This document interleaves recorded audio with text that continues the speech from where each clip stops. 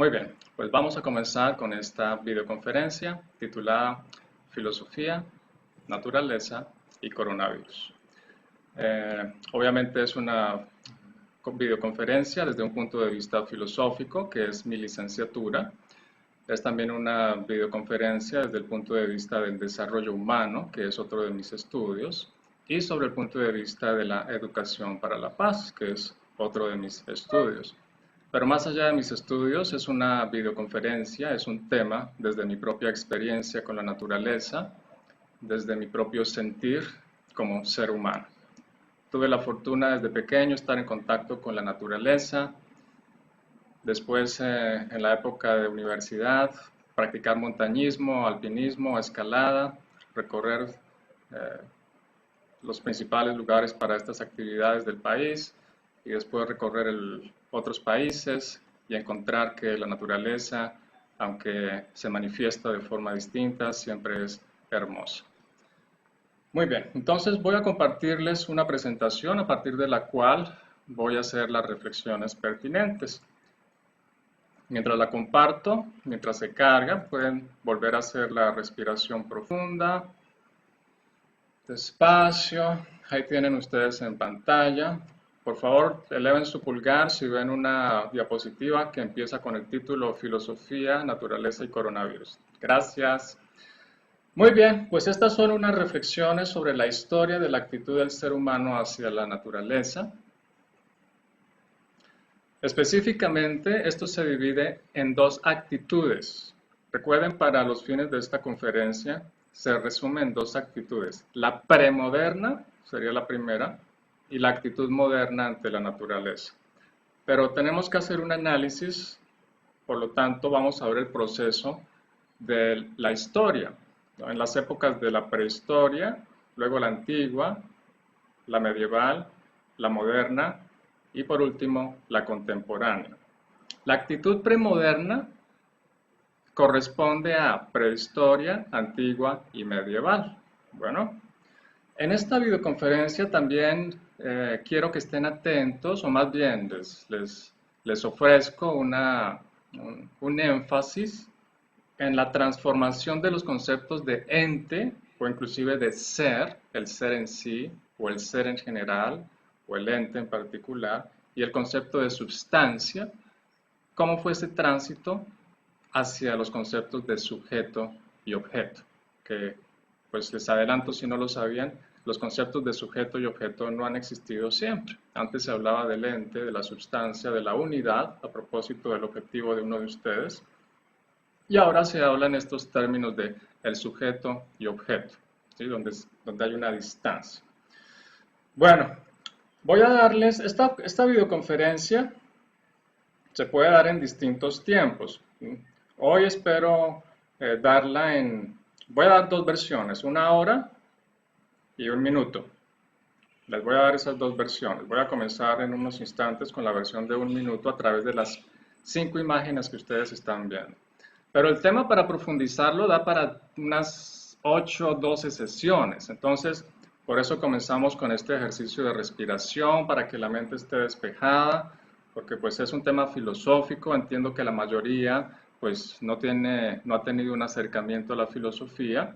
Por eso mismo reelaboré esta presentación para que quede más general, ¿no? Porque la anterior la tenía más diseñada para mis estudiantes de filosofía o de humanidades en general. Bueno, entonces recuerden, voy a empezar con la versión de 1 minuto. Tiene que estar, bueno, les sugiero que estén muy atentos, muy atentas. Y después hacemos la versión de 50 minutos o de 1 hora. ¿Están listos? Entonces vamos con la versión de 1 minuto. Filosofía, naturaleza y coronavirus. En la primera imagen, pues está el pensador, que simboliza la reflexión, la filosofía. Es decir, necesitamos reflexionar, primero conocer y después reflexionar sobre la historia de la humanidad, la historia del mundo, la historia en general. En ese sentido, en la segunda imagen vemos una imagen de la naturaleza, una imagen que representa a la naturaleza y vamos a darle el sentido de que esta imagen, ¿no? es una imagen con el ser de la naturaleza, la substancia de la naturaleza, es decir, aquella época de la prehistoria o aquella época antigua o medieval donde se decía, se pensaba, se creía o se tenía la experiencia de que la naturaleza era un ser vivo. Obviamente no solo las plantas, que de por sí son vivas, sino una piedra y en general todo el planeta, todo el mundo, para los antiguos habitantes, tenía vida, tenía alma, era como un espíritu. En la modernidad, vamos a la tercera imagen, esa idea, ese concepto de la naturaleza como un ser viviente, con un ser con sentido propio, con substancia, se convierte en objeto, específicamente se convierte en materia prima. Simplemente es algo que necesito o que el ser humano necesita en general para producir dinero, ganancias, representadas por la cuarta imagen. Es esa idea de producir y ganar dinero buscando cada vez más rentabilidad, más ganancias, tener más dinero a través de la venta de mercancías que obviamente, como nos lo muestra en la quinta imagen, pues eso al final lleva hacia un golpe dentro de los mismos sistemas de mercado, en las bolsas del capital, pero también es un golpe, esta imagen, esta última imagen representa un golpe hacia la naturaleza y por lo tanto un golpe hacia nosotros mismos porque hacemos parte de la naturaleza. Esa es la versión de un minuto. ¿Qué les pareció? Muy bien, ahora vamos a la versión pues, explicativa, un poco más extensa. Pero tengan en mente esa explicación de un minuto para que me puedan seguir más fácilmente. Bien, entonces vamos con el primer momento que es la prehistoria. Cuando hablamos de prehistoria nos referimos al sentido general, que es la época antes de que exista la escritura. O sea, hace 200.000 años, según algunos, o desde hace 70.000 a 85.000 años, según otros, hasta hace 10.000 años antes de Cristo. Hasta el año 10.000 antes de Cristo. Esa es la prehistoria. Hasta el año 10.000 antes de Cristo, esa es la prehistoria, ¿no? Y súmele hacia el pasado, entre 75.000 años a 200.000, ya dependiendo del historiador, ¿ya? Entonces, en esa época aparece este concepto, animismo. Uno de los significados es que el animismo llena de vida a los entes naturales. Ente es un concepto que se usa en filosofía y en otras ciencias humanas para referirse al ser, ¿no? O sea, no hablamos de cosas, no hablamos de objetos, sino de entes y de el ser, expresando un sentido de que esto de lo que estamos hablando es algo más que algo meramente material. Por eso utilizamos la expresión ser o ente, ¿no? Otra forma de hablar o de explicar el animismo es que el animismo llena de alma, o sea, anima, que es la palabra latina de la cual proviene animismo, a los entes naturales, ¿no? Entonces, animismo es esa doctrina o creencia de que la naturaleza en general, o inclusive en términos contemporáneos, los objetos, los fenómenos de la naturaleza tienen vida, tienen alma o inclusive espíritu. Y por último ven ustedes la palabra anima, que en latín, que significa respiración, principio vital, vida y por extensión alma, ¿verdad?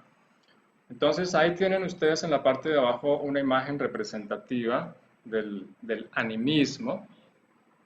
Arriba ven ustedes animalitos en esa misma imagen, bueno, o animales, ¿no? Se me vino la palabra animalitos porque así le hablo a mi hijo. Entonces, en esa época se creía que los animales tenían un espíritu. Además de que estaban vivos, que los animales tenían un espíritu, o inclusive que tenían un espíritu grupal, ¿sí? Los leones tenían un espíritu grupal. Se creía también que el trueno era un ser vivo, la lluvia era un ser vivo, o sea, todos los fenómenos de la naturaleza y cosas, o en términos filosóficos, entes de la naturaleza, tenían vida, tenían alma y tenían espíritu. A eso se refiere el animismo. Bien, posteriormente, pues surge ya de forma un poco más, digamos, como refinada el concepto de religión. Ahora demos el salto a la segunda, más bien, a la primera época como tal de la historia, que es la época antigua, cuando ya tenemos escritura para poder interpretar más fácilmente, más directamente los hechos. En la historia antigua y sobre todo en la filosofía antigua, cuando se habla de naturaleza, podemos citar a Platón. Ustedes lo ven aquí, esta imagen es de una obra artística que se llama La Escuela de Atenas, del pintor Rafael. Con el dedo apuntando hacia arriba nos está indicando su filosofía. Para Platón existen dos mundos.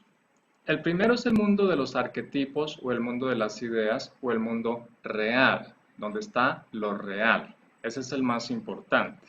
El segundo mundo es el sensible, que es simplemente el de los reflejos o sombras o copias de ese mundo real que existe en lo que en el cristianismo sería el cielo, para que, espero me entienda, me haga entender mejor. Pero ese mundo es irreal. O sea, para Platón el mundo que vemos con los ojos, que escuchamos con los oídos, que en general percibimos con los sentidos, no es real, es irreal. El real es el mundo de los arquetipos. Ya voy a explicar un poco más, no se preocupen si está confuso. Entonces, para Platón las ideas están en el topos uranus. Ese es el concepto que él utiliza. Entonces, puede ser sinónimo topos uranus o mundo de las ideas o de los arquetipos. Se refiere a lo mismo. Para Platón el proceso de conocimiento humano es un proceso de elevación del hombre ante lo espontáneo, o sea, ante lo sensitivo, o sea, para ser realmente un ser humano, ¿no? O sea, no hay que dejarse llevar por los sentidos. Tienes que darte cuenta que si ves un árbol, eso es una copia de un árbol perfecto que debe estar en el mundo de las ideas. Esto se explica más claramente en la alegoría de la caverna escrita por Platón, donde los seres humanos son prisioneros que toman las sombras por lo real. Aquí tienen una representación donde está la imagen de Platón. En la parte de abajo de esa imagen ven ustedes sombras proyectadas por el fuego y en la parte de abajo ven ustedes también a seres humanos que están encadenados y solo ven esa sombra. Así ha sido desde que nacieron, por lo tanto al crecer creen que esas sombras son real. Pero uno de ellos escapa, el filósofo, que sale y se da cuenta cuál es el árbol real, cuál es el sol real, cuál es el ave real. ¿Se fijan? Bueno, entonces de eso se trata el conocimiento, de darnos cuenta de la realidad. Entonces, lo que verdaderamente es, para Platón, lo eterno es la idea, no las cosas que captamos con los sentidos. Y en realidad es un reconocimiento, es una reminiscencia, es el concepto que utiliza Platón. Cuando aprendemos algo, en realidad lo estamos recordando. Y lo que más debemos recordar es que este mundo no es real. El mundo real es el mundo de los arquetipos, es un mundo que está en la mente, ¿no? En la mente del mundo, en la mente del universo. ¿Te fijan? Repito, sería algo así como en el cielo, haciendo una analogía con el cristianismo. Entonces, para concluir con Platón, ¿qué tiene que ver con el tema de la naturaleza? Observen la imagen de Platón.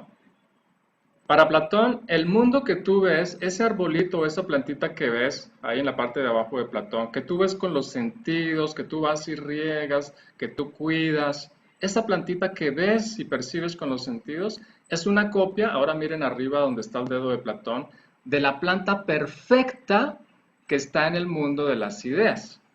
Esa planta perfecta siempre va a estar así, siempre va a estar verde, resplandeciente, con flores, nunca se va a secar, mientras que la plantita que ustedes ven abajo y que ustedes perciben con sus sentidos, según Platón, esa es imperfecta, esa se va a morir en algún momento o alguien la va a destruir. ¿Se fijan? Bueno, ese es el concepto de naturaleza en Platón. Entonces respiren profundo, recuperen lo básico, lo fundamental de esta imagen. Y pasamos ahora con otro autor, Aristóteles, discípulo de Platón. Ahora fíjense lo que nos dice Aristóteles. El mundo de las ideas del que nos habló Platón, dice Aristóteles, está aquí en el mundo sensible en las mismas cosas. O sea, son dos en uno. ¿No? Para Platón, recuerden, aquí arriba, ¿no?, está el árbol perfecto, aquí abajo está el árbol que ves con los sentidos y es imperfecto. Para Aristóteles, ambos están unidos. La naturaleza es el ente que reposa en sí mismo, ¿sí? O sea, para Platón, este arbolito, este árbol perfecto es el que le da vida a este árbol que está en el planeta Tierra, que tú ves con los sentidos. Para Aristóteles, en el mismo árbol está la esencia, la substancia del árbol, ¿sí? O sea, Aristóteles no requiere de otro mundo, ¿sí?, sino que en este mismo árbol están los dos. La naturaleza es el ente que es en sí mismo, no necesita de algo más para dar sentido, para dar esencia, para dar substancia, ¿no? Entonces, con Aristóteles desaparece esta idea de los dos mundos. Por eso su mano está hacia abajo, como diciendo, acá en este planeta, acá en el mundo, están esos dos mundos. Está el mundo de las ideas perfectas y está el mundo de lo sensible. O sea, en esa plantita están los dos. Ahora, etimológicamente, la palabra naturaleza tiene que ver con, fíjense ustedes, crecer, desarrollarse, germinar, ¿sí? O sea, es algo que está en constante movimiento, no es algo inerte. Y no solo obviamente una planta o un animal, sino todo en la naturaleza. Una piedra está en ese mismo proceso, de una u otra forma. Para Aristóteles, el proceso de la naturaleza es teleológico, o sea, hay una teleología. Aquí les explico, no se vayan a preocupar por esa palabra. Telos, en griego, significaría objetivo o meta. O sea, la naturaleza apunta a un fin, a un objetivo. Y Aristóteles da ejemplos muy sencillos, como si este huevo es de pajarito, pues va a dar este animal pajarito. Si es un huevo de serpiente, pues su telos, su teleología, su objetivo es convertirse en serpiente. Y así todas las cosas. Ahora, en general, para los griegos, o sea, Platón, Aristóteles eran griegos, la naturaleza es eterna, o sea, no fue creada, sino que organizada.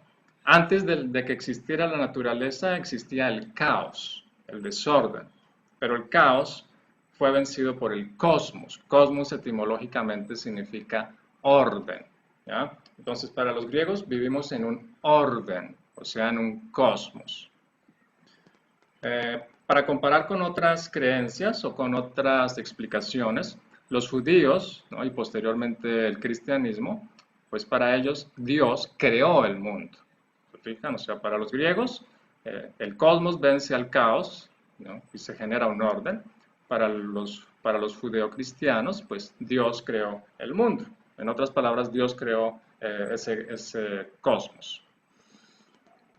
Ahora veamos este concepto, que es el que espero les ayude, sobre todo a los que son universitarios o por cultura general. Esto es útil por cultura general, pero veo que muchos batallan cuando hacen sus tesis, ya sea licenciatura, maestría o doctorado, con los conceptos de sustancia y después de objeto, sujeto. Entonces espero que esta explicación les ayude a aterrizar de qué se trata. Substancia en Aristóteles viene del griego subyacere, que en español sería subyacer, o sea, que yace debajo, ¿se fijan? Como fundamento. O a partir, y esto se explica a partir de otra raíz que es subyacere, ¿no? Entonces, substancia o subjectum. Entonces, ustedes ya aquí ven que la palabra sujeto, ¿no?, está relacionada con subjectum y esta a la vez con substancia, con lo que está subyaciendo, ¿sí? O sea, es esa misma explicación de que los dos mundos están en uno, pero con el concepto de substancia o subjectum, o sea, subjectum, como sujeto, pero con B, subjectum. Eso es lo que subyace, eso es lo que permanece, eso es lo que es eterno y está ahí en la cosa misma, en la planta misma.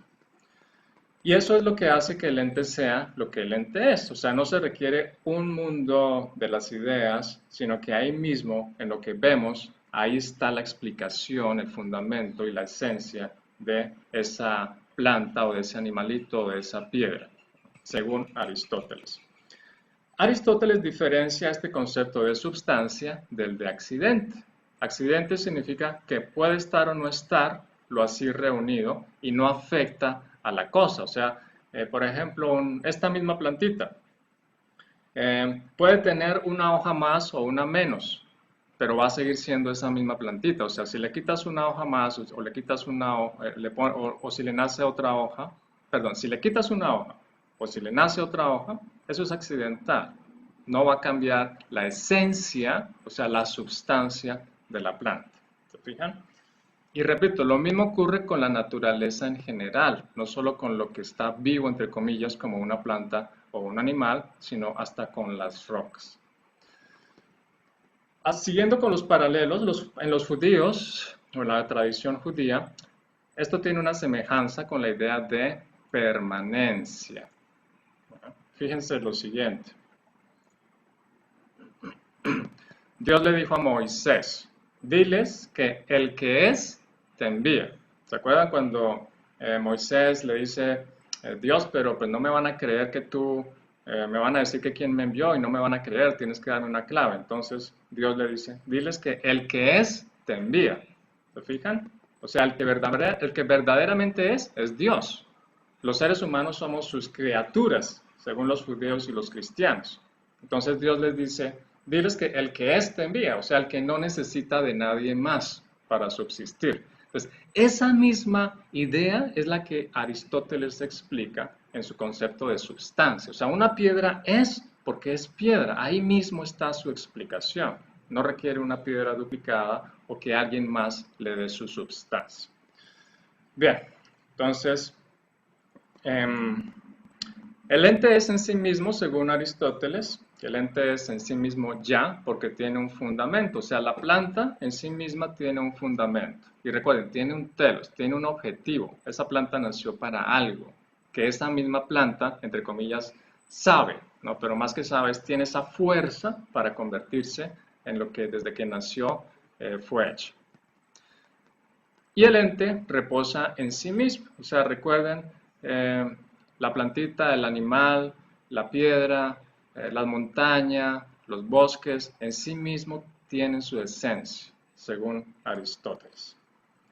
Entonces, para ir finalizando, el subjectum se refiere a algo que sustenta lo real, en lo real, afuera del ser humano, afuera del hombre. O sea, una piedra, un animal, no necesita al ser humano para que esa piedra, ese animal o cualquier otro ser tenga una explicación.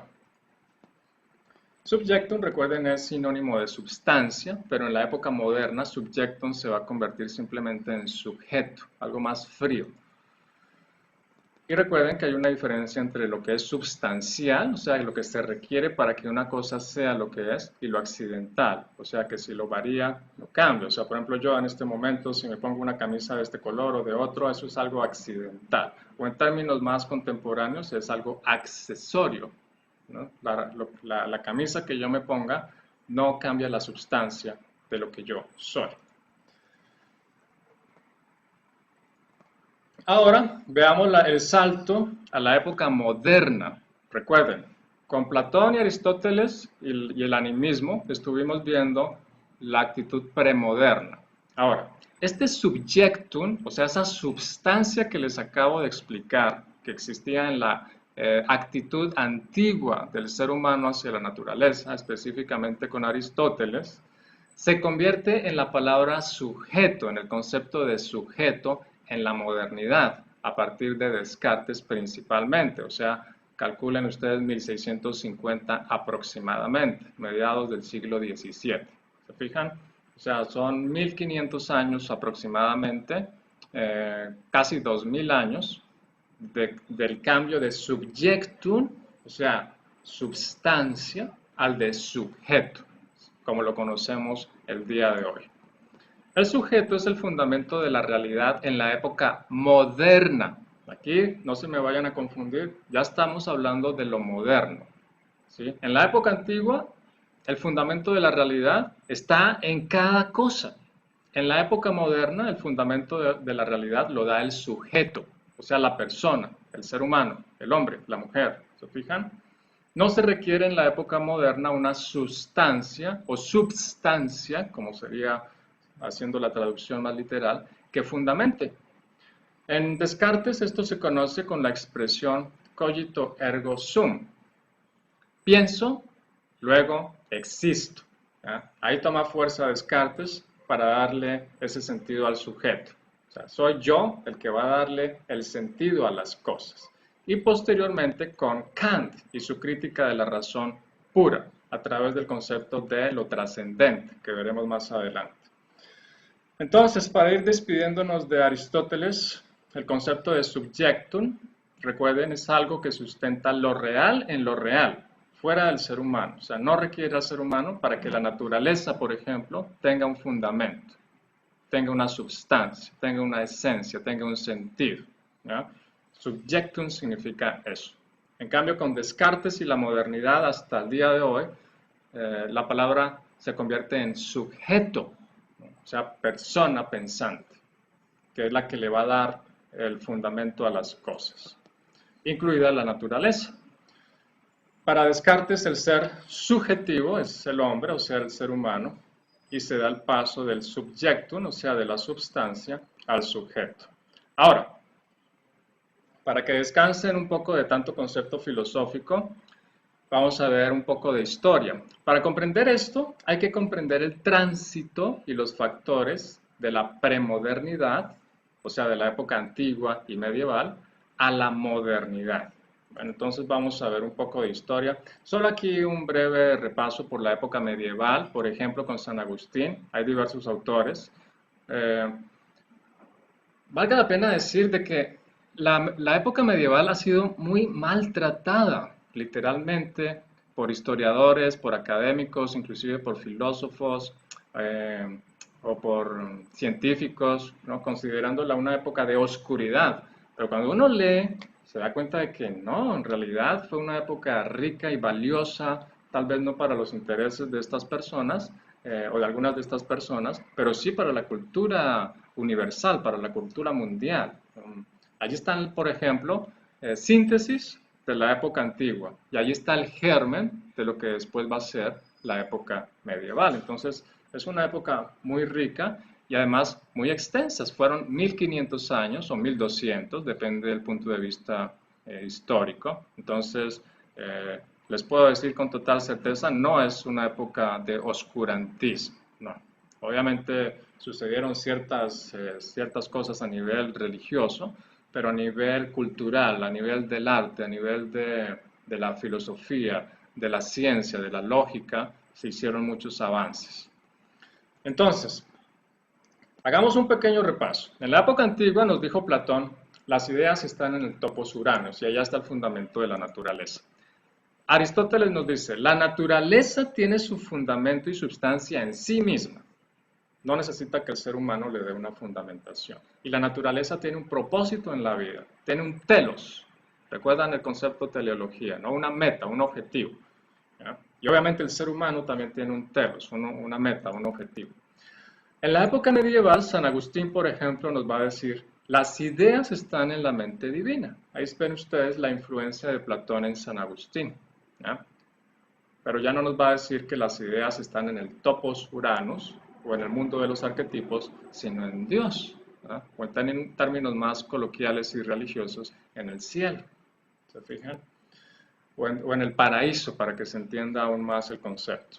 Entonces, ahí se retoma a Platón. En la parte de arriba de la imagen de San Agustín está otra vez la imagen de la planta que estamos suponiendo está en el mundo de las ideas y en la parte de abajo está la planta que está en el planeta, ¿no? Entonces, para un cristiano, por ejemplo, pues tiene su aspiración de que en este mundo se sufre, pero en el cielo, en el paraíso, pues allá está todo perfecto, ¿no? Es un ambiente de naturaleza hermosa, entonces, pues mientras tanto acá hay que sufrir o se acepta ese sufrimiento, ¿no? Para quienes tienen que sufrir con esa esperanza de que con la muerte se irán al paraíso, al cielo. ¿Ya? ¿Qué podemos rescatar a nivel histórico, ¿no? De la época medieval? que la relación entre el ser humano y Dios es vertical. O sea, Dios está allá en el cielo, el ser humano está en la tierra, y esa es la relación, o sea, es una relación jerárquica, ¿no? Se le reza a Dios, hay que hacer oración a Dios, obediencia a Dios, y Dios pues es el que determina el destino de los seres humanos. El concepto de naturaleza está en proceso de tránsito de lo antiguo, o sea, de Platón y Aristóteles, a lo moderno, o sea, lo que estamos viendo, ese cambio, por ejemplo, de sustancia a sujeto y de ente a objeto. Ahora sí vamos con el tema de lo histórico. En la época medieval, recuerden, hay un proceso histórico hacia la modernidad. La Edad Media es tan extensa que se divide históricamente en tres épocas, la baja, la media y la alta. O sea, calculen desde el año 500 o 600 después de Cristo hasta el año 1200 o 1300 o 1400. Va a depender del historiador. Entonces, ¿cuáles son los puntos claves para comprender ese cambio de conceptos y el cambio de actitud del ser humano hacia la naturaleza? Que en el siglo XI reaparece con fuerza el comercio, obviamente en Europa, Asia y África. Siglo XI, o sea, ¿qué año es? ¿No? Es el año 1100. Hay un paso del sistema del feudalismo hacia la burguesía. El feudalismo, pues tengan en mente, es un sistema agrícola, para tener una idea como un poco más coloquial, es como el campesinado, ¿no? Es el producir, ¿no? Bajo el mandato de un rey o de un monarca o de alguien que está de una u otra forma relacionado con lo eclesiástico, perdón, con la nobleza, ¿no? A la vez que sigue la fuerza de la religión. Pero hay un cambio que, repito, dura muchísimos años, 800 años, hacia la burguesía, o sea, el comercio. Cuando se habla de burguesía, podemos hacerlo sinónimo de comercio, negocio, la búsqueda de ganar dinero para tener mejores condiciones de vida. Hay también un paso de vivir en el campo para ir a vivir a la ciudad. Por una parte buscando mejores condiciones, pero también, o sea, en general es una búsqueda de mejores condiciones. Por una parte en lo económico, por otra parte en los estudios. O sea, las universidades están en las ciudades. Entonces las personas que querían estudiar, pues si se quedaban en el campo no podían estudiar. Y si querían conseguir mejores formas de vida, hablando en términos económicos, pues estar en el campo era estar en un sistema prácticamente solo de sobrevivencia. ¿Se fijan? No de producción pensando en mayor escala. Entonces recuerden, otro punto fundamental aquí es que la formación del capitalismo, o sea, el sistema económico que predomina en el mundo, es un proceso de 800 años. La formación, o sea, comienza en el año 1100 aproximadamente, más o menos, ¿ya? Y se va a consolidar hacia el año 1750 aproximadamente con la revolución industrial. Ahora veamos específicamente la época moderna. Ya estamos en la fase 3, época moderna. ¿Ya? Veamos las características generales a nivel social y cultural y después repasamos lo filosófico. En la época moderna se produce una secularización, o sea, la palabra secular viene del latín seculum, que significa siglo, y esta palabra se hace sinónima de mundo. O sea, secularización es un retorno al mundo. O sea, ya no es la relación, como les dije, en la época medieval, vertical del ser humano y Dios, ¿sí? Sino que ahora se concentra todo en la parte del mundo. O sea, en otras palabras, Dios sale de la ecuación. Dios sale de la foto, ¿no? La existencia deja de estar ligada al más allá, o sea, a lo religioso o a lo divino. La naturaleza fue desacralizada, o sea, la naturaleza pierde esa idea de que fue creada por Dios, pierde esa idea que ya había perdido, que ya había estado perdiendo desde la época antigua del animismo, por ejemplo, ¿no?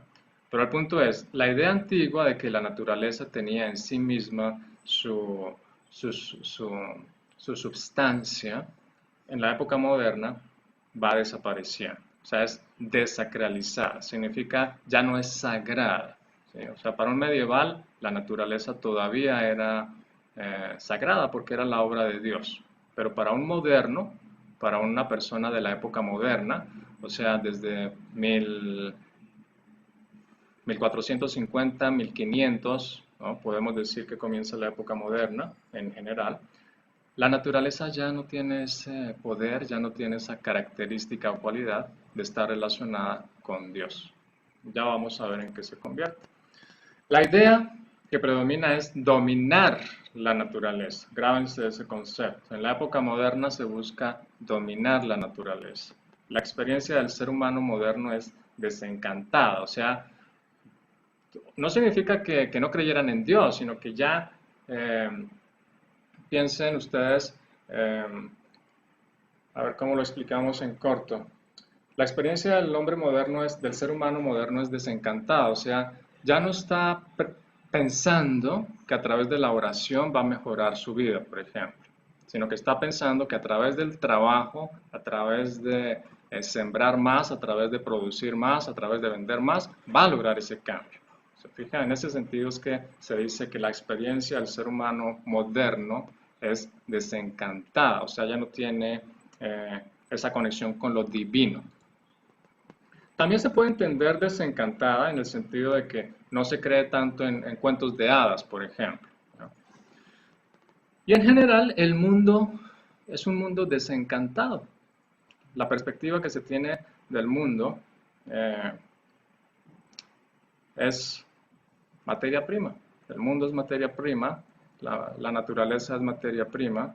eh, Ya no hay un encanto, ya no hay divinidad, ya no es un mundo sagrado, es materia, o sea, se materializa conceptualmente el mundo, la naturaleza y posteriormente inclusive hasta el ser humano. O sea, el ser humano llega a convertirse también en mercancía. O sea, yo soy una mercancía que vendo mi hora de trabajo por un precio. ¿Se fijan?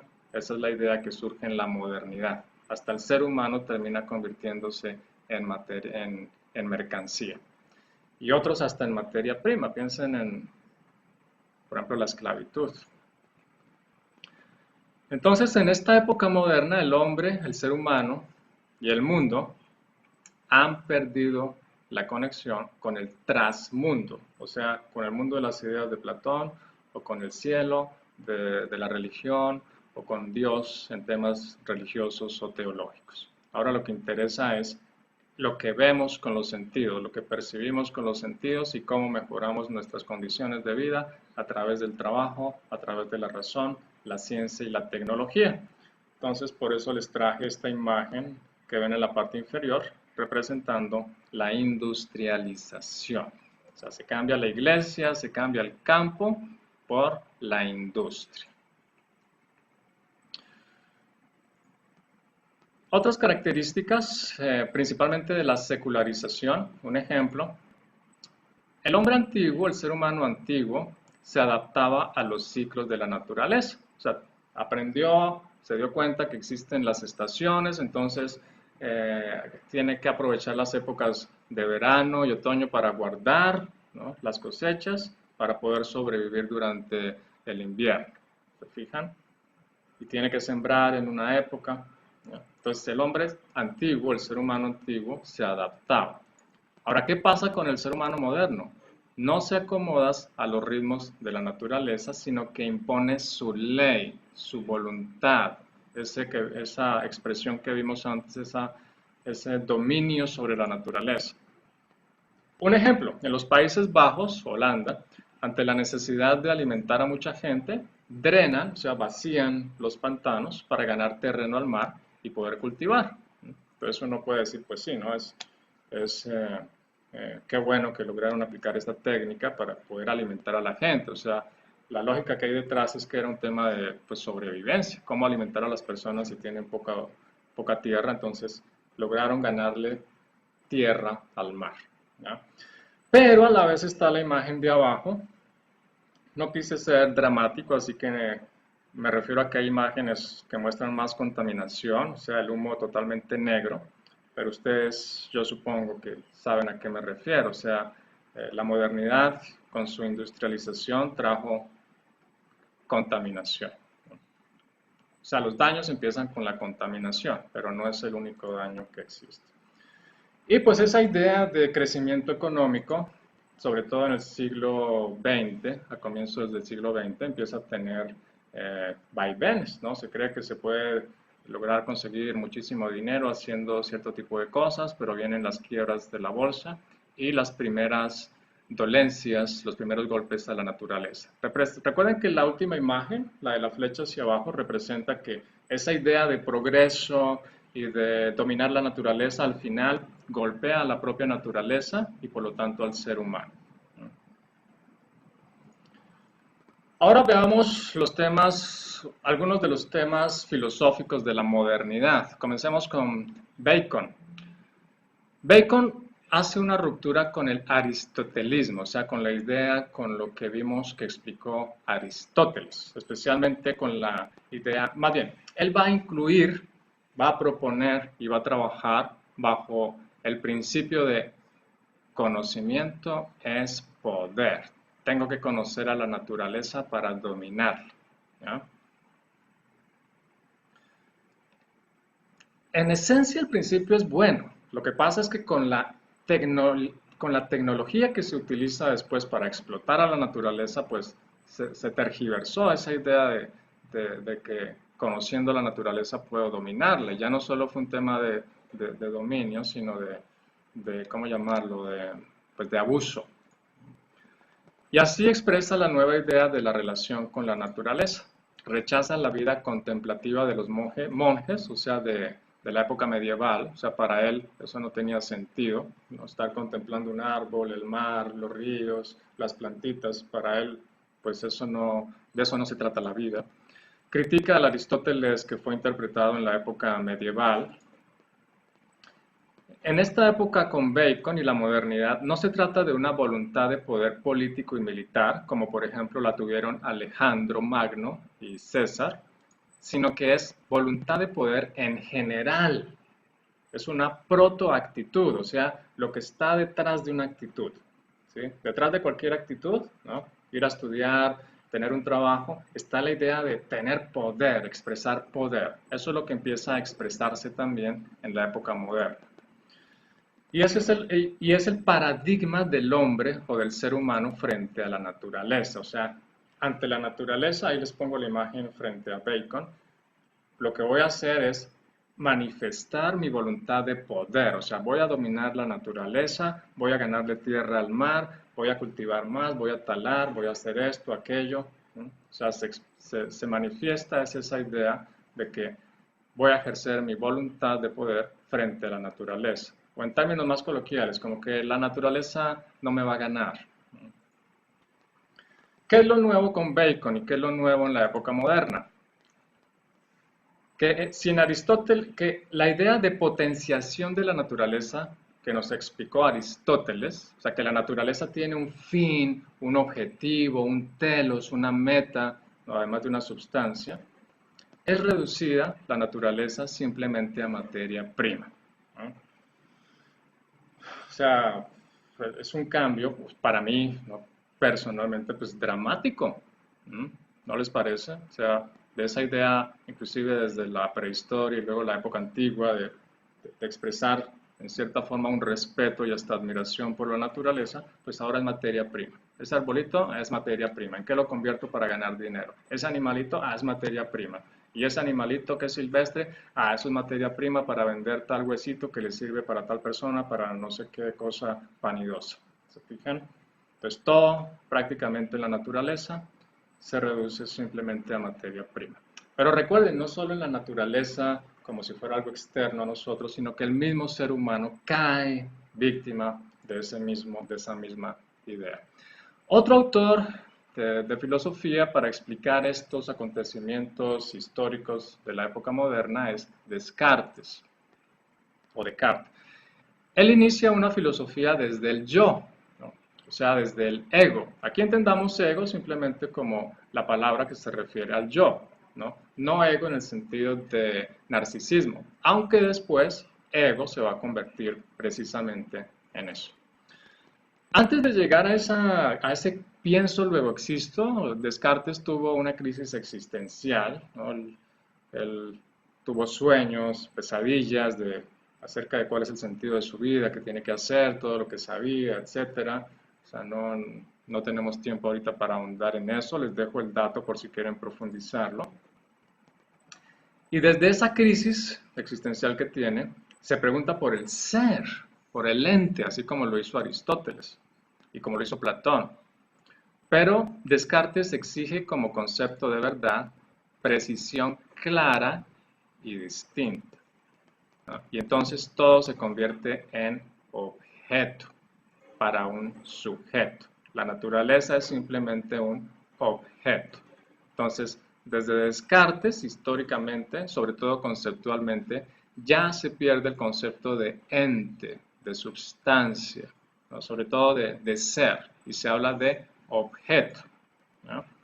Ese objeto aparece gracias a la voluntad de poder que tiene el sujeto, ¿sí? O sea, con Descartes aparece el concepto de objeto y el de sujeto. Sujeto es la persona, objeto es la cosa. ¿Se fijan? Pero ya pierde lo que Aristóteles había explicado que la naturaleza en sí misma tenía, ¿no? La substancia.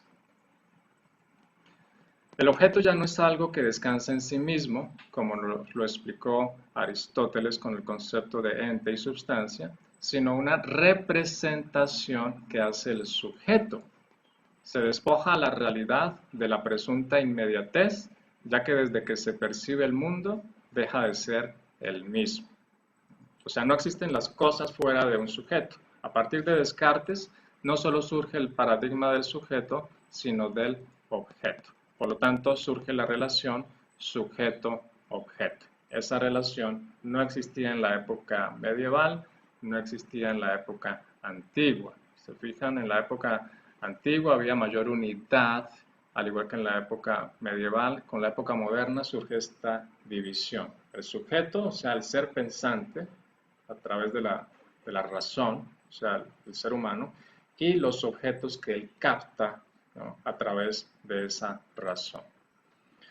¿Cuál es el contexto de Descartes? La transformación del ente, o sea, del ser o de la sustancia, en mercancía, o sea, en objeto, el proceso histórico que vimos anteriormente. Hasta la naturaleza se convierte en mera mercancía. Ya no es criatura de Dios, sino simplemente mercancía. Se mide con precisión al introducir el capitalismo, porque todo está determinado por el paradigma mercantil. Casi que las cosas existen si logran entrar en el sistema mercantil. Para terminar con los temas filosóficos, con los autores de la época moderna, por último, algo muy breve sobre Kant. Para Kant el objeto en la filosofía moderna es lo representado por un sujeto, o sea, sigue esta misma idea de Descartes, pero agrega lo siguiente. En la crítica de la razón pura nos dice, la razón tiene límites, la razón no puede, por ejemplo, conocer lo metafísico, no puede, por ejemplo, conocer a Dios. Entonces tenemos que darnos cuenta que la mente tiene unas categorías y a través de esas categorías es que puedo captar el objeto, ¿ya?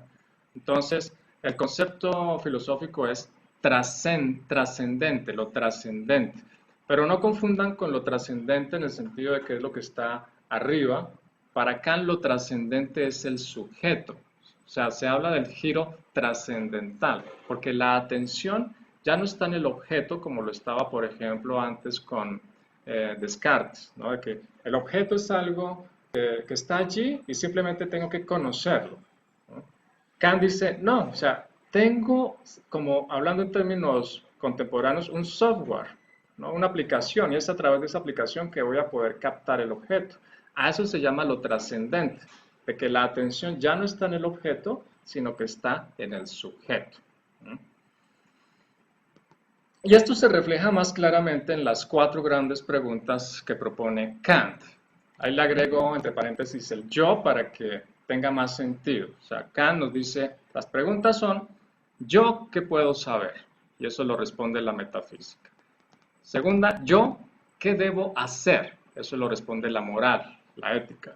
La tercera, ¿yo a mí qué me cabe esperar? Que lo responde la religión. ¿Y qué soy? O ¿yo qué soy? Que es la pregunta ¿qué es el hombre o qué es el ser humano? Que lo responde la antropología. Bien, el punto es, fíjense cómo Kant, ¿no? Avanza en esa fuerza que se le da al sujeto, fuerza y tendencia que comienza Descartes. Bueno, y para ir cerrando ahora con los conceptos, veamos los desplazamientos, o sea, el cambio de actitud del ser humano ante la naturaleza. Aristóteles, o sea, en la época de la antigua, pregunta por el ser del ente o qué es el ser del ente. Descartes en la modernidad pregunta por la objetividad de los objetos de la experiencia, que solo pueden ser expresados por el sujeto. Se impone un criterio subjetivo, o sea, del sujeto, que convierte al ente en objeto, la división sujeto-objeto. El yo, o sea, el ego, se convierte en el nuevo fundamento arquetípico de lo que es. En la antigüedad, Platón nos dice, el ente reposa en el mundo de las ideas. Aristóteles nos dice, el ente reposa en sí mismo, en la naturaleza. En la modernidad, Descartes nos dice, el ente reposa en la voluntad de poder, no en sí mismo. La voluntad general de dominio sobre lo ente. Ahora, en la antigüedad, por ejemplo, con Aristóteles, el concepto clave respecto a la naturaleza era subjectum, o sea, substancia. Con Descartes, la modernidad y la época contemporánea se convirtió en sujeto. Por ejemplo, cuando se usa, y a veces la expresión sujeto es fría, por ejemplo, bueno, por lo menos desde mi parecer, con la palabra elemento, como se usa en México cuando se refieren a personas que trabajan en lo militar o en los aspectos de policía. Se dice un elemento, murieron 10 elementos, murieron 10, 100 elementos. O sea, si se fijan, una cosa, o sea, la voz a mí me saldría distinta si tengo que hablar de 10 personas. O sea, si tengo que decir murieron 10 personas, murieron 10 seres humanos, me cuesta más trabajo que decir murieron 10 elementos. ¿Se fijan cómo pareciera que hasta el ser humano se convierte en materia con esa palabra elemento que proviene de la expresión sujeto? Bueno, ¿qué otro desplazamiento? Ahora en conceptos. En la época antigua, el concepto que lo centraría todo es de ontoteología o el concepto de lo ontoteológico o lo ontoteológica, es la actitud. Es una actitud ontoteológica. ¿Qué significa? Hay una identificación entre hombre y Dios. ¿Se fijan? Y además, en el ser, onto, ¿qué significa ser? ¿No? Onto también podría significar ente, ¿no? Entonces, teo significa Dios, ¿no? Y lógica, estudio, ¿no? Entonces, la actitud es ontoteológica, o sea, hay una identificación entre el ser y Dios. O sea, en la plantita, ahí está Dios. En el animalito, ahí está Dios. En la época moderna, el concepto, la actitud es ontoegológica. Ontoegológica, o sea, el ser está relacionado con el ego, o sea, con el yo. Desaparece de la ecuación, desaparece del panorama, ¿quién? Dios. Entonces la pregunta es, ¿hay identificación del ser humano o del hombre con quién? ¿Consigo mismo? Porque no es ni con Dios ni con la naturaleza. O sea, está todo centrado en el ser humano, en la persona, en lo antropológico, ¿no? O simplemente en el ego, en el yo. Otra forma de explicarlo es viéndolo desde la secularización de la relación entre el hombre, o sea, el ser humano, y la naturaleza. Fíjense, en la época premoderna, o sea, antigua y medieval, había una relación vertical, Dios-hombre, ¿no? Dios, el ser humano le ora a Dios, le da su diezmo y Dios pues le provee bienestar y la esperanza de la vida eterna, de la bienaventuranza. Con la modernidad, con la actitud moderna, la relación pasa a ser horizontal, del hombre hacia la naturaleza. Y la flecha la hice unidireccional porque representa el ejercicio del poder.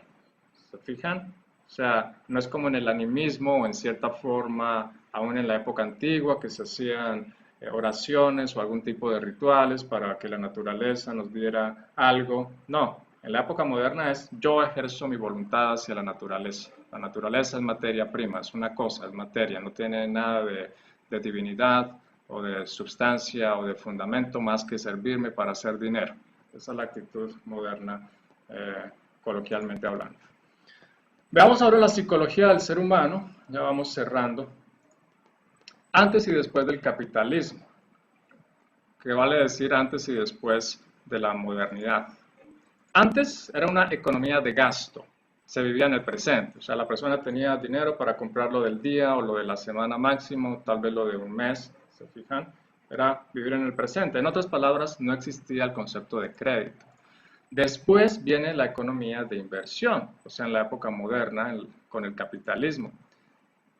Con la economía de inversión se empieza a vivir en el futuro, o sea, o no tanto a vivir, pero sí a darle fuerza al futuro, o sea, voy a invertir en esto, o sea, voy a comprar estos terrenos, voy a talar estos árboles para hacer una fábrica de tal cosa y en tantos meses o años voy a ganar gran cantidad de dinero. ¿Se fijan? Entonces hay una proyección en el tiempo hacia el futuro. O a través del crédito. No tienes dinero, el banco te da todas las facilidades para que puedas comprar cosas a 12 meses o 24 sin interés, ¿no? Vendiéndotelo como la gran noticia, el gran bienestar, pero unos meses después te das cuenta de que en realidad no era tan fácil como se veía. Entonces se modifica la relación con el tiempo, se vive en el futuro y por lo tanto, por ejemplo, en términos de salud se genera estrés. Ese es uno de los orígenes del estrés a nivel histórico. Bien, en el cristianismo hay convergencia del judaísmo y el helenismo, o sea, de la filosofía griega. Jehová se define como el que es, o sea, es una actitud ontoteológica, mientras que en la modernidad es una actitud ontoegológica o hay entoegología. El ente es lo que es en cuanto a objeto para un sujeto. O sea, se le da más fuerza al yo que a Dios. O sea, Dios desaparece del panorama. La objetividad no es inherente al objeto, no se da sin sujeto, sin el cogitario, o sea, sin el pensar. Y hay un paso de la relación vertical de hombre-Dios a la relación horizontal del hombre-naturaleza, pero ya no es necesario explicarlo nuevamente. Veamos la síntesis conceptual. En la modernidad, el hombre se convierte en el centro de sí mismo y a una experiencia teocéntrica, que era lo que sucedía en la antigüedad, o sea, Dios era el centro de todo. Le sucede una experiencia antropocéntrica. Antropo significa ser humano o significa hombre. Entonces, todo es centrado en el hombre. Desaparece Dios. En Aristóteles, la actitud es ontoteológica, en la época moderna es ontoegológica. Se le da fuerza al ego sobre Dios. O inclusive se habla de lo ontoteoegológico, o sea, se interpreta a Dios a través del ego. O sea, en cierta forma y en ciertos ejemplos, hay seres humanos que se creen Dios. Bien, entonces, ¿dónde está el fundamento del ser haciendo la síntesis de los autores que hemos visto? Para ir cerrando. En lo premoderno o en la época premoderna, para Platón, el fundamento del ser está en el ser mismo que está en el topos Uranus. Para Aristóteles, el fundamento está en el ser que está en la naturaleza. Para San Agustín, está en la mente divina. Y fíjense el cambio que hay en lo moderno. Para Descartes, el fundamento no está en el mundo, sino en el yo. El yo es el fundamento. En la época modernidad, como consecuencia, el fundamento está en el sujeto, en el yo, o sea, no está ni en la naturaleza misma, ni en Dios. O sea, es lo que el ser humano quiera pensar. O sea, está en la razón del ser humano.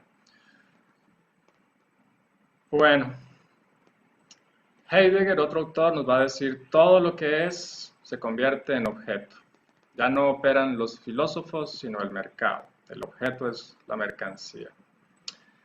Y cerremos con nuestras conclusiones, reflexiones. Primero veamos las consecuencias respecto a la naturaleza. El concepto del mundo, incluida la naturaleza, en la modernidad es enorme mercado de bienes de consumo. Eso es el mundo, eso es la naturaleza en la época moderna y contemporánea. Un enorme mercado de bienes de consumo que obviamente dan origen al consumismo y por lo tanto al sufrimiento, a la infelicidad y al vacío posterior cuando la gente se da cuenta que comprando cosas, llenándose de cosas o endeudándose en realidad no iba a ser feliz. La idea religiosa de la bienaventuranza eterna del cristianismo antiguo y medieval fue sustituida por la de progreso o desarrollo en la modernidad, pero obviamente no ha sido progreso o desarrollo para todos de forma pareja. Conclusión acerca del proyecto de la modernidad. Ha sido el único proyecto universal, o sea, mundial. La historia se hace universal con el mercado universal, o sea, con el mercado mundial, con el nacimiento del capitalismo. El mundo es mundo por primera vez, o sea, hasta antes de 1400, el mundo, o sea, la gente no sabía hasta dónde era el mundo en realidad. El mundo era para algunos el Imperio Romano en la antigüedad, después fue Europa en la época medieval con Asia y con África, pero solo hasta 1500, hasta 1492, 1500, y específicamente con el comercio entre América y Europa, y América y Asia, pues el mundo es el mundo por primera vez. El ser humano se da cuenta de la extensión y la forma del planeta. Este es el resultado final de un proceso. Filosofía, la historia y la cultura de Grecia, el cristianismo, el judaísmo, la Edad Media, el Renacimiento, la Reforma, la Ilustración, la Revolución Francesa. Todo eso fue lo que originó la época, lo que concluyó, lo que hizo síntesis en la época moderna, con una muy buena idea, con un muy buen proyecto, pero que nos ha traído pues golpes a la naturaleza, entendida en general, al ser humano también. O sea, piensen por ejemplo que es paradójico que esta es la época de la humanidad donde más se produce comida, pero más seres humanos mueren de hambre. Las conclusiones y consecuencias que explicó mi profesor hace veintitantos años cuando estudié filosofía, cuando vi este tema, fueron, él se llama Rubén Jaramillo Vélez, para quien tengo una gran admiración. Él nos dijo, el desplazamiento de la actitud premoderna hacia la actitud moderna del hombre ante la naturaleza desemboca en el sistema económico actual. A través de un proceso histórico, el hombre impone la voluntad de poder frente a la naturaleza y a las cosas. Esto es lo que implica el surgimiento del capitalismo, el que haya una nueva actitud. La crisis mundial actual es la crisis de ese paradigma de la modernidad. Por ejemplo, el daño a la ecología, a los sistemas ecológicos. ¿Cuáles son las opciones que proponía mi profesor? Tener un conocimiento histórico y hacer una reflexión actual, ¿no? Para ver cómo se puede corregir esto. Otra opción es volvernos postmodernos y decir todo vale, relativizar y decir, no hay principios, la razón y la ciencia no tienen la última palabra. Entonces, mi profesor está más del lado de que sí se puede continuar teniendo como base la razón, pero obviamente sin ese extremismo que llevó a tratar a la naturaleza, casi que acabarla la naturaleza, tratarla como mercancía, como materia prima. Lo que hay que hacer es, según él, renovarla, ¿no? Entonces, yo coincido con él en lo general y mi aporte es, al ver esta historia, se ve que hay una bifurcación, en algún momento hubo una bifurcación, o sea, el ser humano toma una opción, tenía dos opciones, pero se dedica por una bifurcación entre materialismo y espiritualidad. O sea, consideró que o se dedicaba a rezarle a Dios o se dedicaba a conseguir dinero y la mayoría prefirió la segunda, ¿ya? Eso afectó a la naturaleza, al reino animal, eso afectó al reino vegetal, eso afectó al reino mineral. Piensen, por ejemplo, en los sistemas de extracción como el fracking que contaminan. Y por consecuencia también afectó al ser humano, porque el ser humano hace parte de la naturaleza y se llama el reino humano. Muy bien, ahora para la relación con el coronavirus. Bueno, primero, espero con esta versión ya más extensa haber podido explicar lo que les comenté en la versión de 1 minuto de esta videoconferencia. Ahora sigue el tema de relación con las pandemias y coronavirus, pero como esto es una conferencia filosófica, ahí les cedo la palabra para que cada uno pueda hacer sus conclusiones. Eh, Vamos a hacerlo de la siguiente forma. Primero me gustaría escuchar sus reflexiones generales sobre esta conferencia, ¿no? Si les pude aportar en algo, cumplir al menos un poquito su objetivo, porque pues lo leí hace poco, entonces traté de ajustarme a esos objetivos lo más que pude. Entonces quisiera saber si les contribuí, ¿no? Quisiera escuchar sus reflexiones sobre este tema y después sus reflexiones sobre la relación con coronavirus. Muchísimas gracias. Voy a quitar esta presentación y ya nos vemos en el video.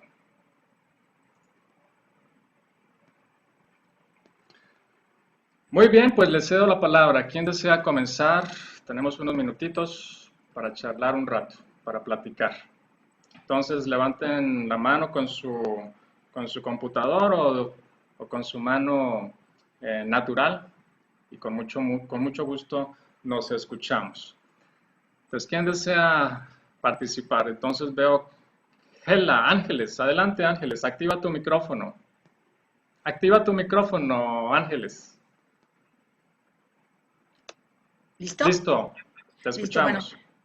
me hiciste recordar las clases que nos diste, sobre todo Descartes. Yo te asocio así de vista con Descartes, me Ah, encanta. Me gustaría conocer a Descartes así como tú lo conoces. Transmites verdaderamente pasión por estos personajes de historia que nos dejaron tanto. Lo que más me llamó la atención y me gustó de toda tu plática es que hemos convertido nuestro mundo en una materia prima que ya no alcanza para la sobrepoblación que tenemos, que como tú dices, no hemos renovado nada, cortamos un árbol y no plantamos uno, por ponerte un ejemplo. Entonces nos estamos acabando todo de la peor manera porque ojalá fuera equitativo el desgaste que le toque a cada uno un arbolito. No, hay gente que quita todos los árboles y no deja uno. Y con eso se hace rico y deja pobres a los demás. Entonces es un abuso del que estamos cometiendo con el planeta. Me encantó tu concepto de materia prima, que hagamos conciencia de que nos estamos acabando el mundo y que quizás somos una generación que está empezando a sufrir las consecuencias con esta pandemia que estamos, que ojalá de veras nos deje cosas positivas. Muchas gracias, Germán. a ti Ángeles, y pues el gusto es mutuo. Qué alegría verte después de tantos años y ver que realmente tu gusto por la filosofía sigue intacto. Me alegra muchísimo y muchas gracias por tus comentarios. Gracias a ti, Germán. Con mucho gusto. ¿Quién más desea compartir? ¿Cuál es su reflexión sobre esta videoconferencia y cuál es su reflexión sobre la relación con el coronavirus? O cualquiera de las dos opciones. Adelante, les cedo la palabra.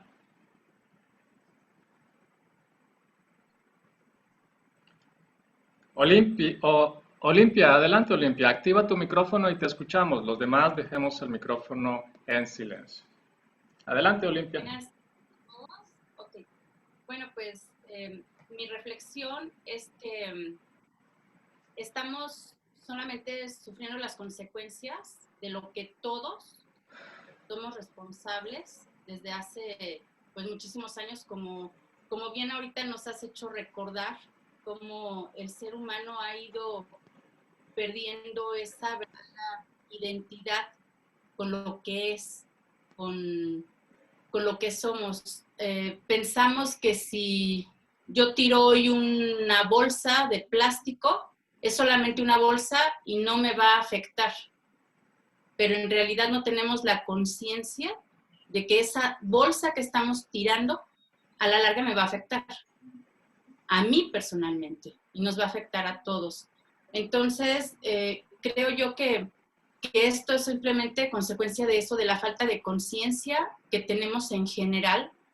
Sin embargo, también yo creo que así como hay una inconsciencia sobre la esencia del ser humano y la naturaleza, que somos parte de todo, también creo yo que hay personas que no tomaron ese camino, como hace rato tú nos explicabas, ¿no? Hay una bifurcación, toman un camino, toman otro.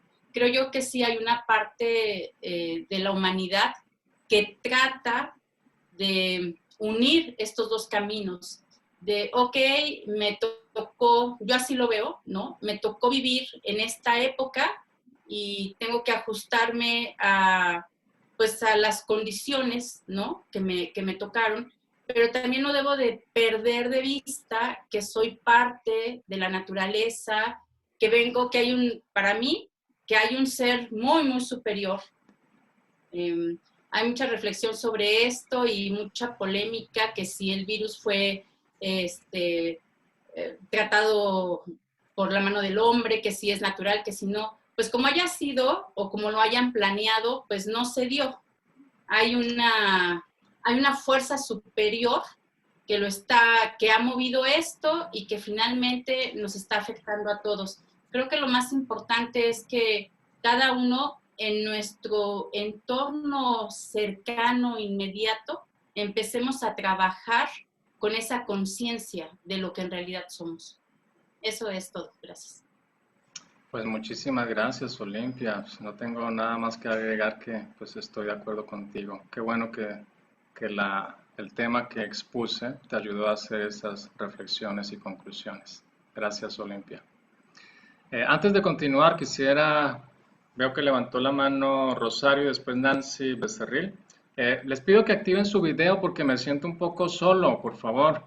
Activen su video porque fue bastante tiempo de hablar solo, entonces ya al verlos me hace sentir más humano. Bueno, a propósito de la naturaleza, los invito a que activen su video. Eso, ay, qué alivio. Hay humanos, ay, qué alegría. Hola, Tania, Gloria, Mariela, Belinda, Nancy, tantos años. Nancy Moreno, Nancy Becerril, Ángela, Jacqueline, Gela, Marina, Marisela, Liz. No, ya con solo verlos me cambia la cara. ¿Se notó, cierto o no? Bueno, que sirva de Sí. reflexión acerca de la relación entre el ser humano y la tecnología, por ejemplo. Bueno, ahora sí, Rosario y después Nancy Becerril y después Sara. Adelante.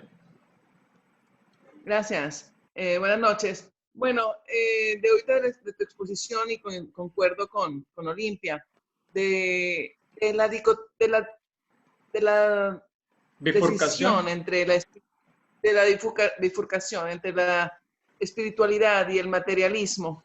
Yo sí creo, o es mi esperanza, y lo veo mucho a mi alrededor, que estamos tratando de ver cómo unirlos, cómo cómo jugar con ambos factores, cómo devolverle la vida, y también la ciencia nos está ayudando a reconocer que los objetos pues realmente tienen vida.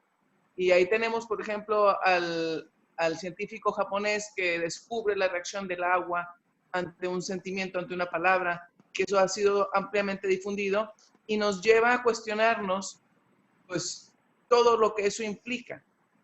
Bueno, si el agua entonces está viva y reacciona hacia mí, pues si el aire y la roca y las plantas y las paredes de mi casa. Entonces, por lo menos creo yo que nos estamos cuestionando. Y definitivamente también nos están topando las consecuencias de de haber tomado el mundo como materia prima, nos está golpeando en la cara, ¿verdad? Definitivamente la contaminación y los recursos y la falta de ellos y la falta de distribución de ellos, pues definitivamente pues es algo que hay mucha gente involucrada en el ver cómo resolverlo. Entonces yo creo que pues estamos en eso, en la empresa de retomar un poquito lo que tenemos enfrente y hacerlo más humano en el sentido espiritual. Ojalá. Gracias, Rosario. Gracias, Rosario. Sí, yo coincido con eso y precisamente desde el punto de vista, no desde el punto de vista, sino desde el punto de acción de la ciencia, se ha estado demostrando a veces hasta por accidente lo que acabas de mencionar, ¿no? Lo que sucede con el agua, con las piedras, especialmente cierto tipo de cristales, Entonces, yo coincido y mi pensamiento, mi reflexión es que en cierta forma vamos hacia un retorno, hacia ese pensar de Aristóteles, en cierta forma también de Platón, de que hay un toque de divinidad en las cosas, no todo es materia. ¿Ya? Muchas gracias, Rosario. Continuamos con Nancy y después Sara, Sarita o Carlos. Hola, buenas noches. Buenas noches. Como bien sí puse, mi objetivo era lograr una aprehensión con H del tema, de Sí, cómo me encantó hacer un recorrido así rapidísimo de los filósofos de la antigüedad a la época moderna. Y también me encantó tu bifurcación que hiciste, pero yo enfocándome en la pandemia en estos momentos y en México, estoy en México, el problema que tenemos más allá de los valores, vamos a la educación. Tú hablabas de la historia, que si no conocemos la historia, no conocemos filosofía, pues va a ser muy difícil entender esto, qué es lo que está pasando en sí, nuestro país. Lo que nos queda hacer, a mí como persona, yo trabajo en mi entorno familiar, en mi entorno laboral, en mi entorno social, en lo que puedo. Creo que todos desde nuestra trinchera tenemos que dar ese granito de arena para el respeto a la naturaleza, pero es muy difícil entrar a la conciencia de la gente si no tiene sí, esa educación, si no tiene esas bases. Es súper difícil entrar así porque es. no estamos en lo que tú dijiste, nos vamos hacia la economía, ya dejamos a un lado la religión. Hoy en día los jóvenes te dicen, yo soy ateo, yo no tengo religión. Eso es una pérdida de tiempo, pero yo siento que tenemos que trabajar muchísimo en la educación y en la filosofía, que es lo que nos falta a los niños aquí en este país. Gracias.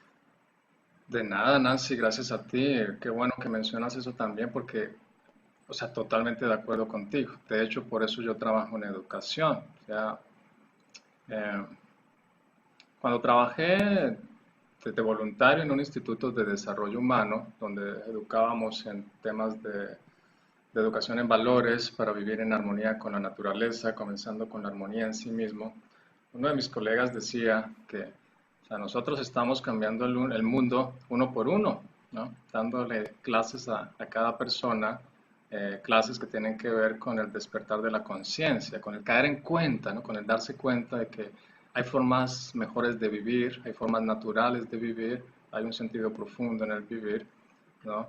Y paralelamente a mis clases en en las universidades, afortunadamente he trabajado en bastantes, pues eso es lo que yo busco, ¿no? Y precisamente aquí está Ángeles, no me dejará mentir, eso fue lo que yo busqué cuando le di clases, ¿no? Ángeles, la primera persona que participó, es ayudar a entender la historia.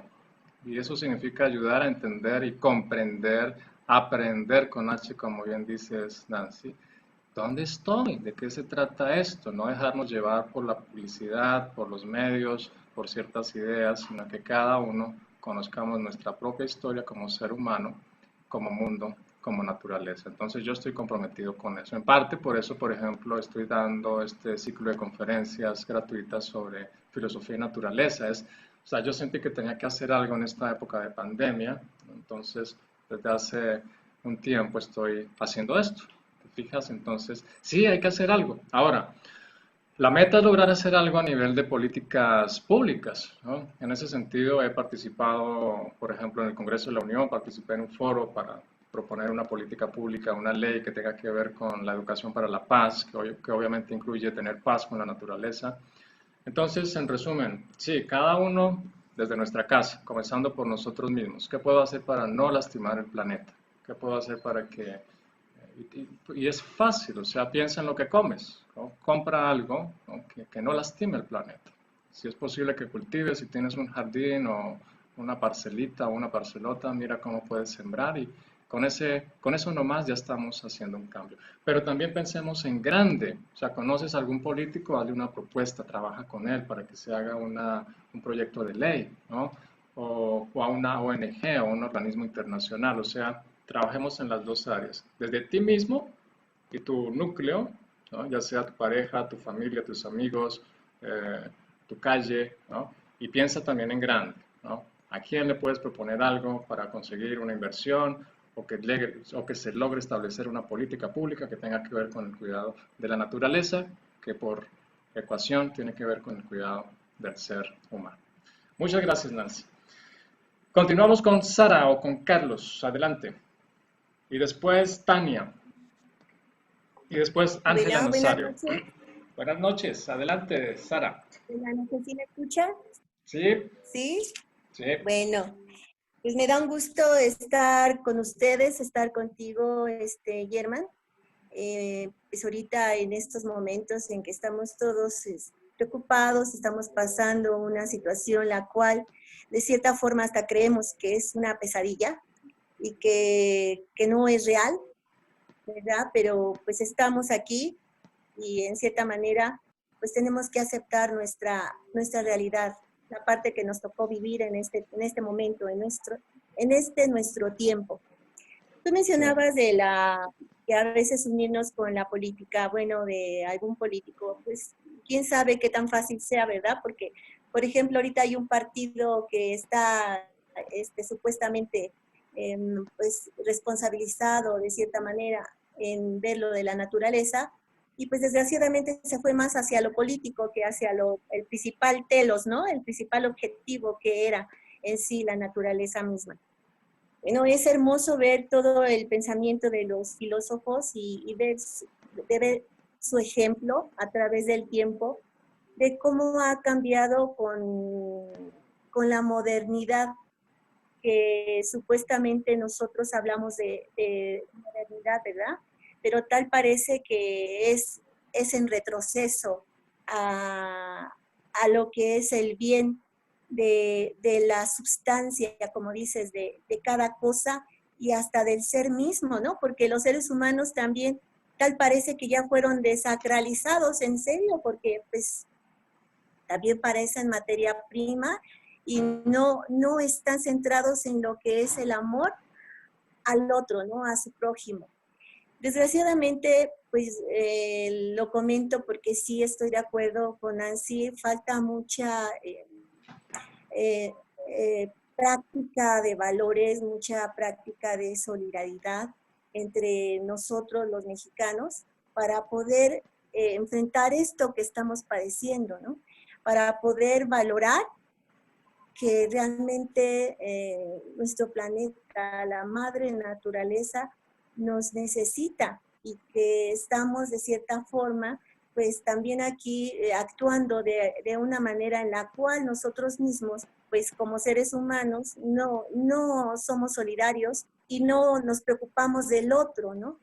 Ahorita pues todavía sigue la situación de la contaminación de las personas que están siendo afectadas, porque desgraciadamente no han entendido una disciplina de cuidado de sí mismo. Desgraciadamente es la verdad. Ante esta situación no podemos negarnos que exista, no podemos negarnos que hay algo y decir, pues no hay nada, simplemente lo están inventando.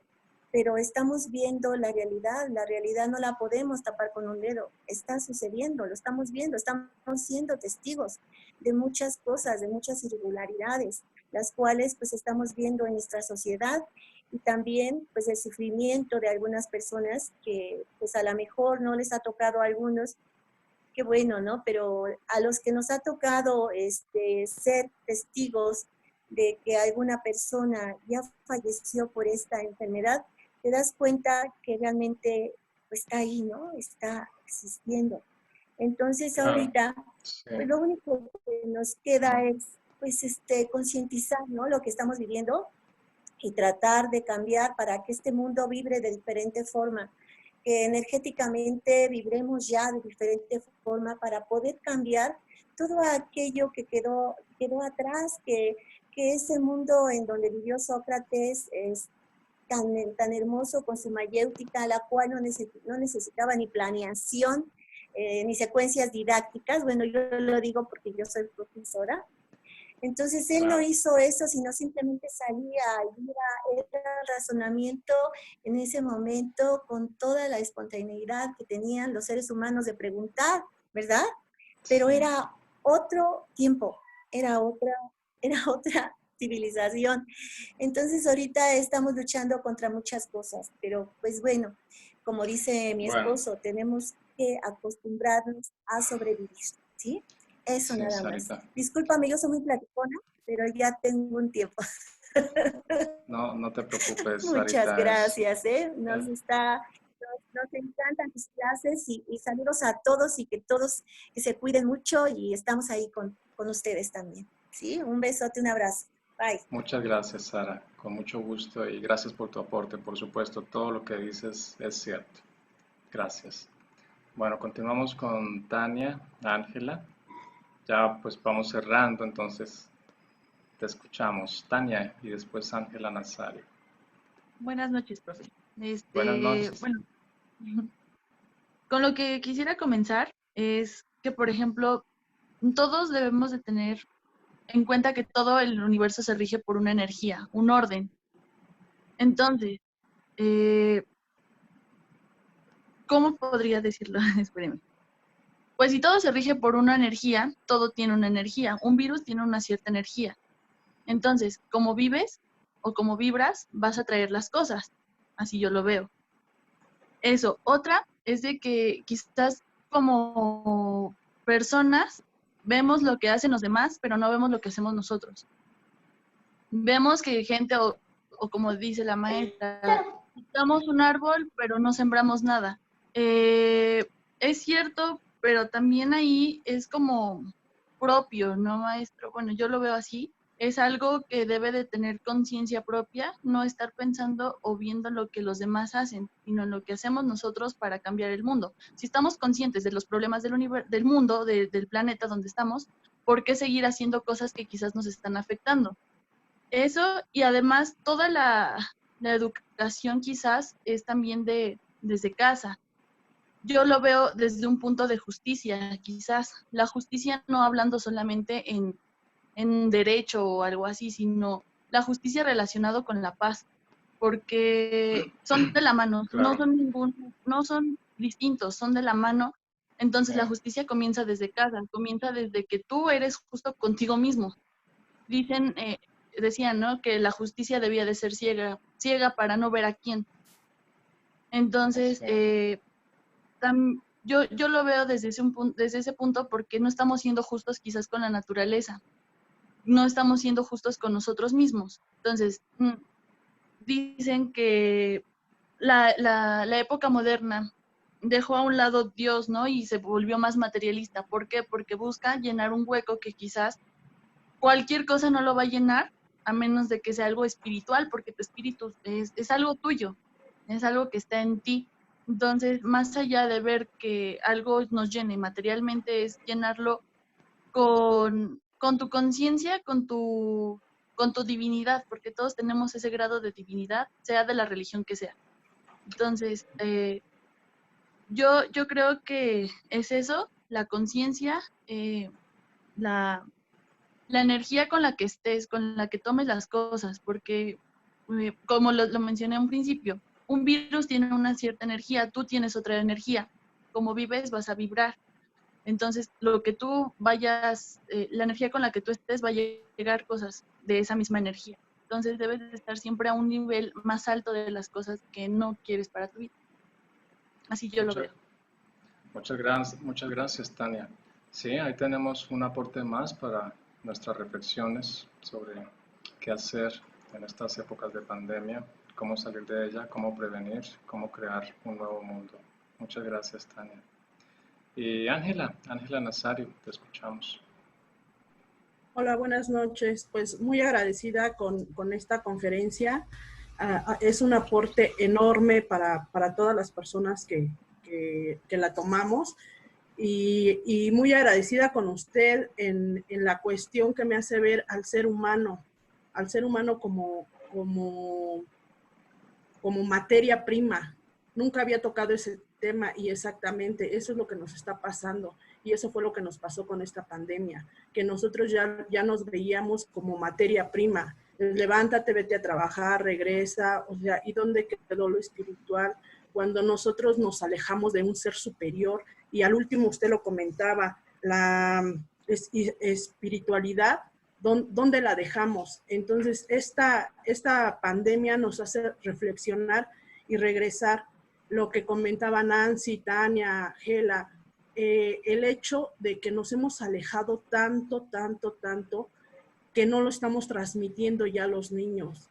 Anteriormente a lo mejor nos inculcaban una religión, ahora ya no, ahora creemos que nosotros podemos decirles a nuestros hijos, tienen libre albedrío con una reflexión, pero más sin en cambio nunca les decimos, es que existe un ser superior, llámese como se llame, y estemos donde estemos y en la religión que prediquemos cada uno de nosotros. El respeto a la persona que está al lado, al ser humano que está al lado. Entonces, ¿cómo queremos cuidar una naturaleza? ¿Cómo queremos hacer un cambio si al de al lado que está no le apoyamos? Yo estoy muy agradecida con esta conferencia y sé que nos deja muchísimo para reflexionar. Muchas gracias. A ti, Ángela, me alegra mucho, me satisface escuchar eso. Ese era el objetivo, poder darles una perspectiva más que les ayude a comprender quiénes somos, de dónde venimos, para dónde vamos. Bueno, finalmente, recuerden, estoy con este ciclo de conferencias. Espero dentro de pronto enviarles la invitación a la próxima y que ustedes, pues, si les parece, colaboren, ¿no? O sea, reenvíen. Si saben de alguien que le pueda interesar este tipo de reflexiones, de temas, pues ustedes compartan la información y así vamos ampliando la toma de conciencia, la reflexión sobre la naturaleza. Bueno, los invito también a un curso que estoy dando que se llama Estoicismo, reflexiones para comprender y aprovechar la pandemia y empezar una nueva vida. Quien esté interesado en este curso, pues me envía un mensaje y le envío la información. Y les enviaré en cuanto esté lista la invitación a la próxima conferencia. Bueno, un gusto verlos, un gusto sentirlos, un gusto escucharlos. Cuídense mucho. Les envío un abrazo virtual, pero realmente deseando poder estar ahí con ustedes. Es una alegría ver de varios países. Entonces, por favor, cuídense. Y recuerden que para mantener el sistema inmunológico hay que empezar con la mente y obviamente seguir las indicaciones básicas. Hagan ejercicio, aunque sea en su casa, caminen, aliméntense bien, pero sobre todo la actitud. Tengan la actitud de que están protegidos, cuidados, vamos a estar bien. Desde mi punto de vista, este es un llamado de la naturaleza para que reflexionemos, para que no le hicimos caso a la naturaleza durante décadas de hacer la cuaresma, pues ahora nos toca la cuarentena, con el mismo objetivo, reflexionar, recordar quiénes somos. Cuídense mucho, un gran abrazo, hasta la próxima, que estén muy bien. Chao, bye. Gracias. Adiós, gracias. Adiós, adiós. Chao. Gracias. Chao, Sarita, Belinda. Chao, Nancy, Ángela, Ángeles. Norma, hola Norma, Angélica, un gusto, que estés bien. Saludos a Miguel. Nancy Moreno, chao. Marina, un gusto, cuídense mucho. Bye.